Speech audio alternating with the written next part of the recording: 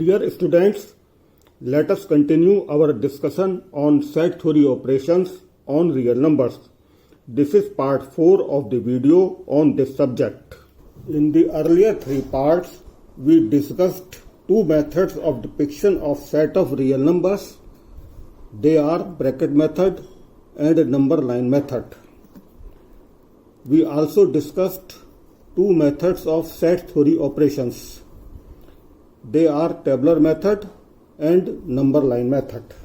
Before proceeding to view this video, the students are requested to view earlier 3 parts. The links of these videos have been written in the description. In this video, we are going to solve an example of deriving union and intersection by number line method. We are also going to solve an inequality problem and a domain problem by method of set theory operations. These examples will show how set theory operations on sets of real numbers are important.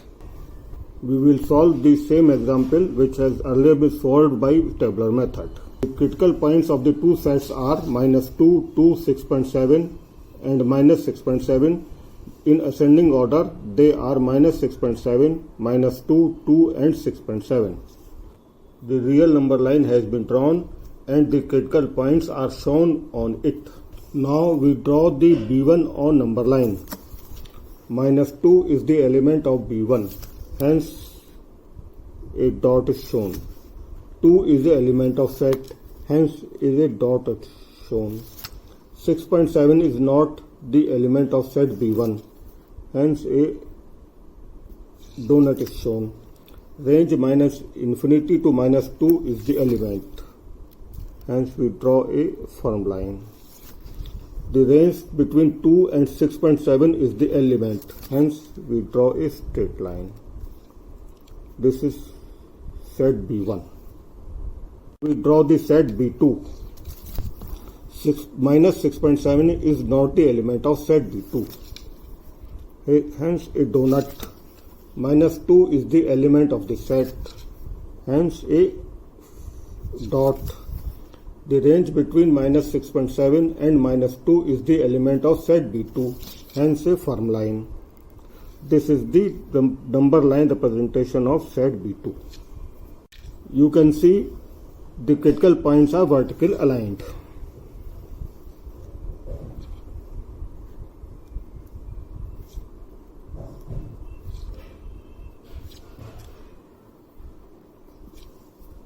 We draw the B1 union B2. First of all, we will see the critical points. -6.7 is the element of set B1, hence it is also the element of union, so a dot is shown. -2 is the element of both B1 and B2, hence it is the element of union also, so we show as a dot. 2 is the element of B1, hence a dot. 6.7 is the element of neither set B1 nor set B2, hence it is not element of union, hence a donut is shown. Now we will check the status of the intervals. The interval -infinity and -6.7 is the element of B1, hence it is also the element of the union. The interval between -6.7 and -2 is the element of both sets and it is also the element of union. The interval between -2 and 2 is the element of neither B1 nor B2, hence it is not element of the union. The interval between 2 and 6.7 is the element of B1, hence it is the element of union also. The interval between 6.7 and infinity is the element of neither B1 nor B2, hence it is not the element of union. This is the number line representation of B1 union B2.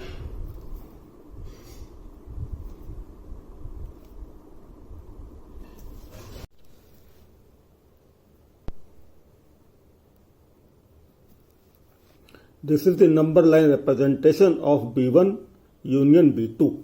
Now we are going to derive the intersection set of B1 and B2.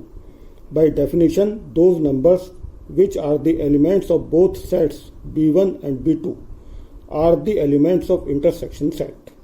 First of all, we shall check the status of the critical points. The point minus 6.7 is the element of B1 and is not the element of B2. Hence, it is not the element of intersection also.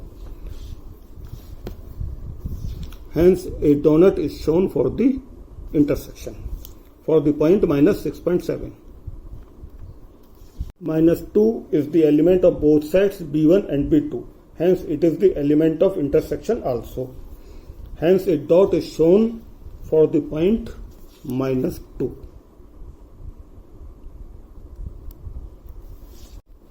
Two is the element of set B1 but is not the element of set B2. Hence, it is not the element of intersection. Hence, a donut is shown for the point 2. 6.7 is the element of neither B1 nor B2. Hence, it is not the element of intersection. Hence, a donut is shown for the point 6.7. Now we shall consider the status of the intervals.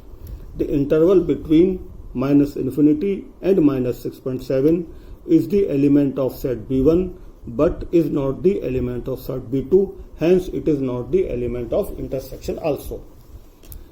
The interval between minus 6.7 and minus 2 is the element of both B1 and B2. Hence, it is the element of intersection also. Hence, a firm line is shown for this interval. The interval between minus 2 and 2 is not the element of set B1 and also is not the element of set B2.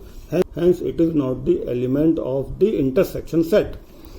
The interval between 2 and 6.7 is the element of set B1 but is not the element of set B2. Hence, it is not the element of the intersection. The interval between 6.7 and infinity is the element of neither set B1 nor B2. Hence, it is not the element of intersection set also. Thus, we have arrived at the number line representation of B1 intersection B2. Let us change these number line representation into the bracket form, which is quite easy. The interval between minus infinity and minus 2 is the element of the union set.